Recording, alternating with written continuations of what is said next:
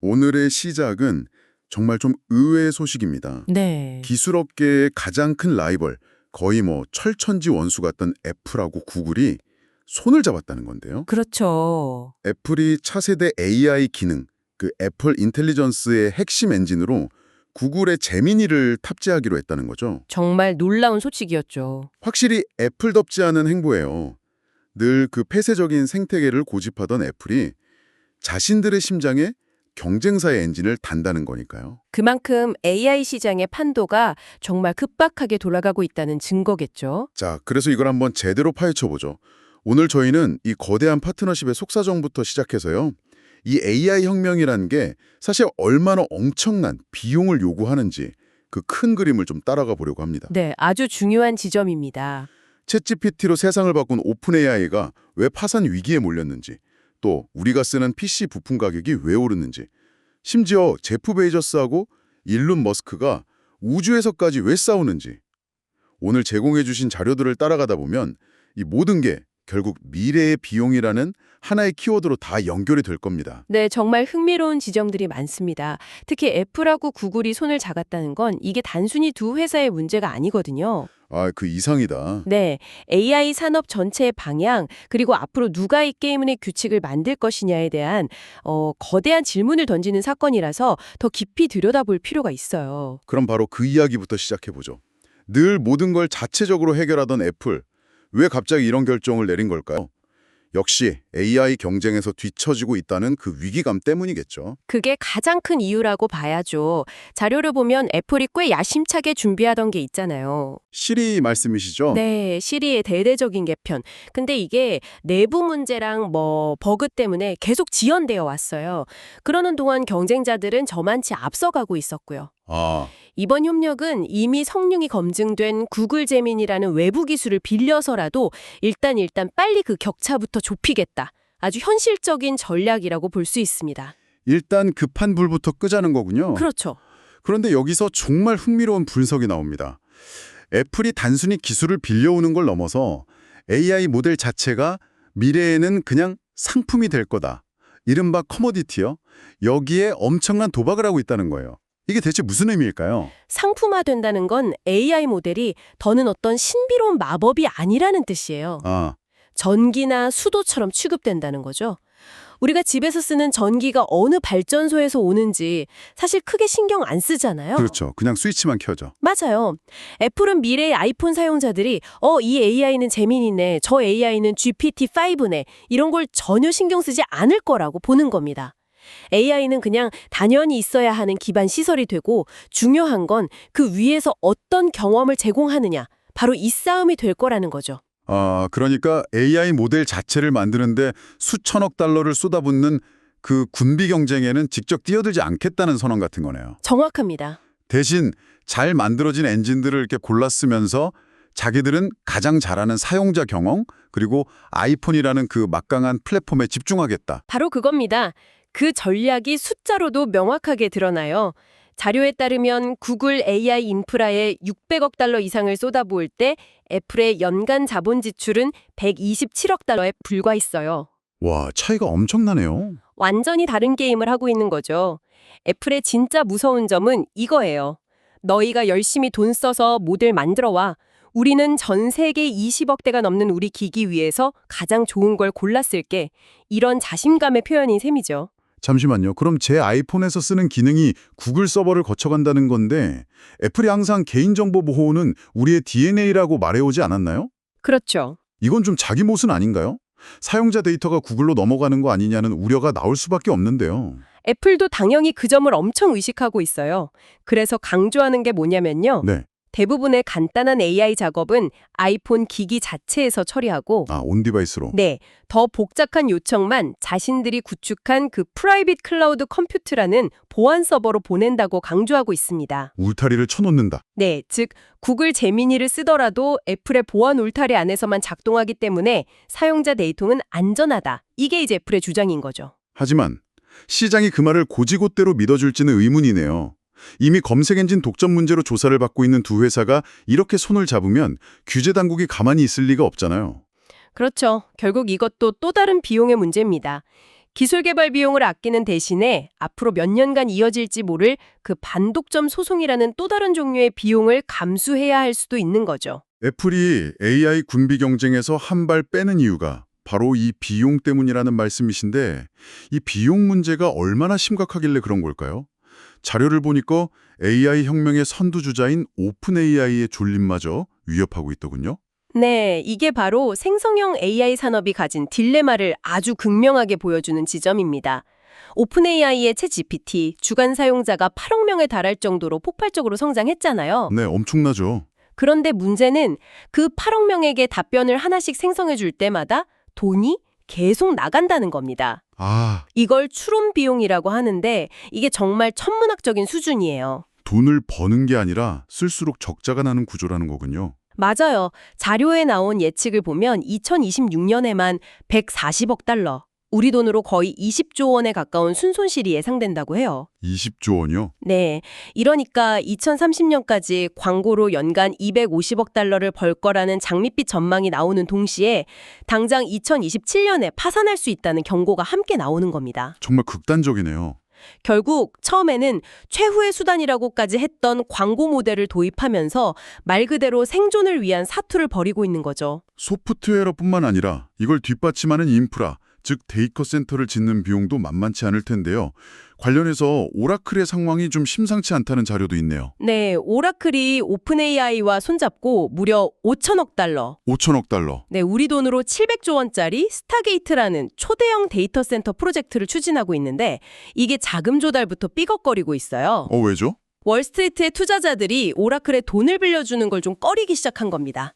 자료에도 나오지만 오라클의 신용 등급이 마이크로소프트나 구글 같은 AI 경쟁사들보다 현저히 낮아요. 아, S&P 기준으로 보면 투자 적격 등급의 거의 꼴찌 수준이거든요. 그러니까 투자자 입장에선 같은 AI에 투자할 거면 더 안전하고 튼튼한 회사에 하겠다. 이런 심리겠군요. 바로 그거죠. 게다가 두 번째 이유는 더 근본적이에요. 투자자들이 과연 오픈 AI가 이 막대한 인프라 비용을 담당할 만큼 돈을 벌 수 있는 회사인다? 이 물음표를 던지기 시작한 겁니다. 아까 그 파산 가능성 이야기와 연결되는 거네요. 그렇죠. 방금 얘기한 2027년 파산 가능성까지 나오는 마당에 수천억 달러를 쏟아붓는 프로젝트에 선뜻 투자하기는 불안한 거죠. 결국 이런 AI 데이터 센터 경쟁이 돌고 돌아서 일반 소비자들에게까지 영향을 미치고 있네요. 당장 PC 부품 가격이 오르고 있다고요. 전형적인 풍선 효과죠. AI 데이터 센터를 지으려고 GPU, 램, SSD 같은 핵심 부품들을 기업들이 그냥 싹쓸이해 가니까 네. 정작 일반 소비자용 PC 시장에 돌아갈 물량이 부족해지는 거예요. 수요는 그대로인데 공급이 달리니 가격이 급등할 수밖에요. 게이밍 기기 제조사인 레이저 CEO의 말이 인상적이네요. 상황이 좋지 않다면서도 올라간 것은 반드시 내려온다고요. 제 그래픽카드 가격을 생각하면 꼭 그랬으면 좋겠습니다. 네, 언젠가는요. 하지만 당분간은 게이머들이나 PC 맞추려는 분들은 지갑이 꽤 얇아지겠어요. 네, 결국 AI 나는 이 거대한 기술 혁명의 비용을 우리 같은 일반 소비자들도 체감하기 시작했다는 신호로 볼 수 있겠죠. 결국 이 모든 AI 경쟁이 지구의 자원을 빨아들이고 있다는 건데 흥미롭게도 자료를 보면 제프 베이조스나 일론 머스크 같은 사람들은 아예 해답을 지구 밖에서 찾고 있더라고요. 맞습니다. 이 경쟁의 판을 우주로 옮기려는 거대한 계획이 있다는 거죠. 네, 바로 궤도 인터넷 인프라 시장에서 새로운 전쟁이 시작됐습니다.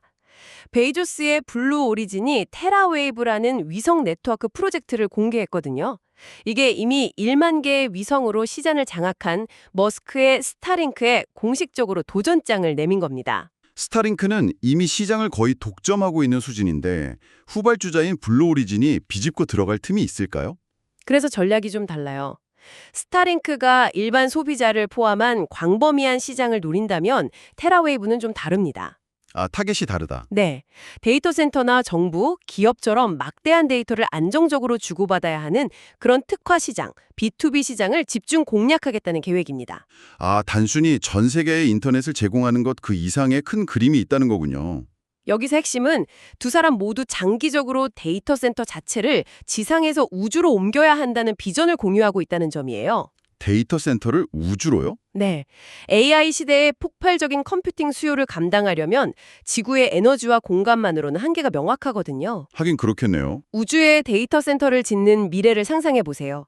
지금 벌어지는 이 위성 네트워크 경쟁은 바로 그 미래 시대를 위한 핵심 인프라, 즉 우주로 가는 데이터 고속도로를 누가 먼저 차지하느냐의 싸움인 셈입니다. 와, 스케일이 정말 다르네요. 우주라는 새로운 영토에서 이런 전쟁이 벌어지는 동안 지상에서는 또 다른 종류의 전쟁, 바로 법정 전쟁이 벌어지고 있네요. 트럼프 전 대통령이 거대 은행 JP 모건 체이스를 고소했다는 소식입니다. 네, 트럼프 전 대통령이 JP 모건과 제이미 다이먼 CEO를 상대로 무려 50억 달러, 우리 돈으로 7조 원에 가까운 소송을 제기했어요. 7조 원. 네, 2021년 1월 6일 의회 습격 사건 이후에 은행이 자신의 그 보수적인 정치적 견해 때문에 계좌를 폐쇄했다. 이른바 디뱅킹을 당했다는 주장입니다. 정치적인 이유로 금융거래를 막았다는 건데 이게 사실이라면 정말 심각한 문제 아닌가요? 물론 은행 측의 입장은 다릅니다. 정치적 이유가 아니라는 거죠. 아, 그럼 뭔가요? 당시 트럼프와 관련된 계좌를 유지하는 것이 법적, 규제적 리스크가 너무 컸기 때문에 내린 그냥 사업적 결정이었다고 반박하고 있어요. 하지만 이 사건은 평소 트럼프의 경제 정책을 공개적으로 비판해온 다이먼 CEO와의 오랜 갈등이 결국 법적 분쟁으로 터져나온 거라서요. 금융시장에 상당한 정치적 불확실성이라는 비용을 더하고 있죠. 결국 이 모든 기술, 금융, 정치 다툼의 중심에는 데이터가 있는데 유럽에서는 이 데이터를 다루는 비용, 그러니까 청구서가 점점 더 비싸지고 있다고요. 그렇습니다. 작년 한 해 동안 유럽의 개인정보 보호 규정 GDPR 위반으로 부과된 벌금 총액이 약 12억 유로였어요. 12억 유로면 우리 돈으로 1조 7천억 원이 넘네요. 어마어마한 금액이죠. 그런데 벌금 액수보다 더 주목할 만한 숫자가 있다고요? 네, 바로 데이터 유출 신고 건수입니다. 전년 대비 22%나 급증해서 하루 평균 443건에 달했어요. 하루에 443건이요? 네. GDPR 규정이 시행된 이래 처음으로 하루 평균 400건을 넘긴 겁니다. 이게 뭘 의미하는 신호일까요? 이건 이제 GDPR 시행 초기에 그 유예 기간이나 적응기는 완전히 끝났다. 규제 당국이 본격적으로 법을 집행하는 단계에 접어들었다는 명확한 신호로 봐야 합니다. 기업들 입장에서는 지켜야 할 규칙이 점점 더 까다로워지고 있다는 거네요. 맞아요. 심지어 최근에는 사이버 보안을 다루는 NIS2나 디지털 운영 탄력성을 규제하는 도라 같은 새로운 법률까지 더해지고 있어요. 아, 점점 더 추가가 되는군요. 네. 예전에는 개인정보 보호만 잘하면 됐는데 이제는 해킹 방지부터 시스템 안정성까지 기업들이 법적으로 책임져야 할 범위와 그에 따른 비용이 훨씬 더 넓어지고 복잡해진 거죠. 자, 오늘 이야기를 종합해보죠. 거대 기술 기업들은 미래를 걸고 AI의 위험천만한 도박을 하고 있고 우주에서는 데이터 센터의 미래를 둔 영토 전쟁이 한창입니다. 네. 동시에 지상에서는 이 모든 것을 둘러싼 법적, 규제적 압박이 그 어느 때보다 거세지고 있네요. 네, 오늘 다른 이야기들을 관통하는 하나의 핵심 키워드를 꼽자면 역시 엄청난 비용이라고 할 수 있겠네요. 비용. 네, 오픈 AI의 생존을 위협하는 그 천문학적인 운영 비용, 월스트리트가 데이터 센터 투자를 망설이게 하는 재무적 비용, 또 우리가 당장 체감하는 PC 부품 가격이라는 물리적 비용, 그리고 기업들이 감당해야 할 규제와 소송이라는 정치적 비용까지 차세대 기술을 구축하는 데 따르는 청구서가 산업 곳곳에서 날아들고 있는 모습입니다. 오늘 저희는 애플이 AI 모델이 언젠가 전력이나 밀처럼 평범한 상품이 될 것이라는데 베팅하고 있다고 말씀드렸습니다. 네, 그렇죠. 만약 애플의 예측이 맞다면 지금 수천억 달러를 쏟아부으면서 자체 AI 모델을 개발하는 기업들의 미래는 어떻게 될까요? 그 막대한 투자가 전부 물거품이 될 수도 있겠죠. 하지만 반대로 애플의 예측이 틀렸다면 어떻게 될까요? 만약 단 하나의 기업이 세상을 지배하는 초지능을 독점하게 되고 애플마저 그저 그 기술을 사용하는 수많은 고객 중 하나로 전락하는 세상이 온다면요. 한번 생각해 볼 만한 질문인 것 같습니다.